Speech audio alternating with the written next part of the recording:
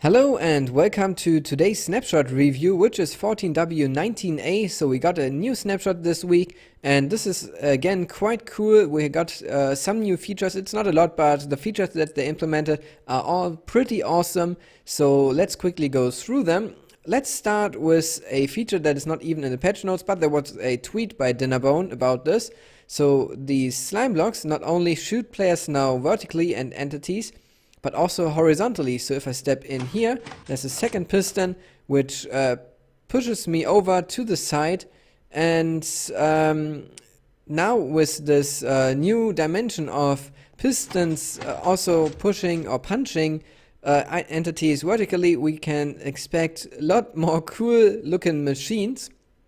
We already had the juggling machines in the last snapshot with only the vertical punching, and now we have a new dimension for this, and I love to do this, and I will play around with this after I made this video. So yeah, let's crack on. There are then two new features in the snapshot. One is about world borders and one is about the spectator mode. So let's start with the world borders. For the world borders we have new commands, and let me quickly do this so we can see here. Last week we already had the set and center command, or already 2 weeks before. This sets it to a certain size in a certain time, and the center sets it around a center point. So from this point it has, if it's only one white, then it is in the center coordinates. But now we also have the damage and the warning command. So let's start with the warning. For the warning we have two options, which is time. But with the time I'm not quite sure what it does, but we figured out what the distance does. So normally we are having the world border like this, so it's just a border here. But if we set the distance now to a higher value, you can see that my screen turns red when I'm getting close to the world border. So this is now 5 blocks, and if we set it to an even higher value, for example 10 or 15 blocks, let's see what Rika does. Now we have 15 blocks. You can see that it gets slightly red, and the closer I get to the world border, the more red it gets. So that's a quite nice feature. Maybe it looks even better if we make it day or target the downfall.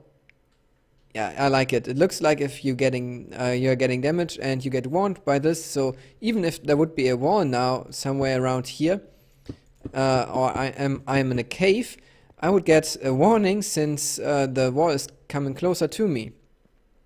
To now, if we would have gotten outside of the border, we would get the damage as soon as we are outside. But there's now also the damage. Let me quickly show you world border damage, and here we have a buffer and an amount. So the buffer controls how far away from the actual world border you need to be to get damage. So if we now set it to maybe 5 and let the world border shrink a few blocks, maybe to I guess this is 100 now, so 5 blocks in or something. You can just let it shrink and I can move with it.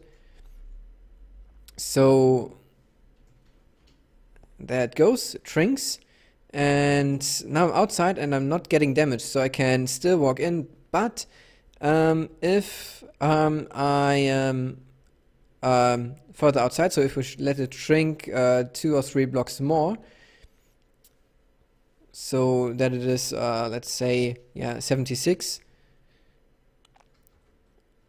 You can see that I'm not able to move out of here again.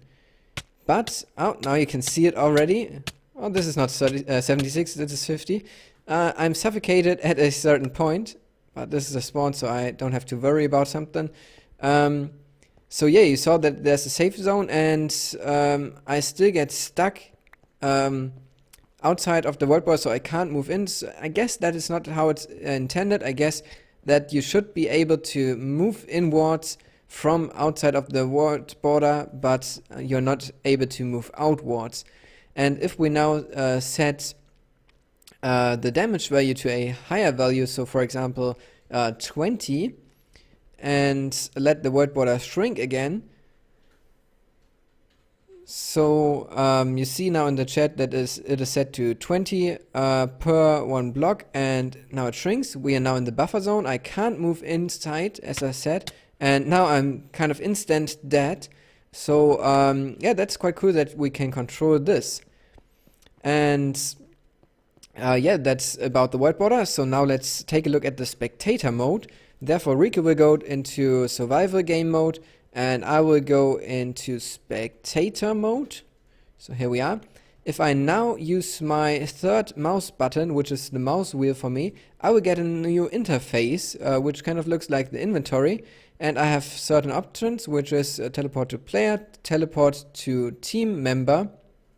Haven't tried this yet, but since we have no teams, I guess nothing will happen there. And you have to control everything by the numbers. But I can now say teleport to a player and select me, but nothing happens. And if I select Rika and press so the second twice, I will teleport to Rika. And like this, I can teleport around. I'm wondering what happens if there are more than 8 players in the server. But since it is jumping from the 2 to the 9, I guess we'll kind of get a scrolling effect here. I hope at least. I can't test it since I don't have enough people now in range to test it. But we'll see that in the future. And of course I still can left click on Rika to get her point of view. So if she shakes the camera now, and she's Steve, we can see her perspective. So yeah, that's all the features of today's snapshot. I want to thank Rika for helping me, and I want to thank you for watching. If you enjoyed it, feel free to leave a like, subscribe if you haven't already, and share this video with your friends, and I will see you in the next video.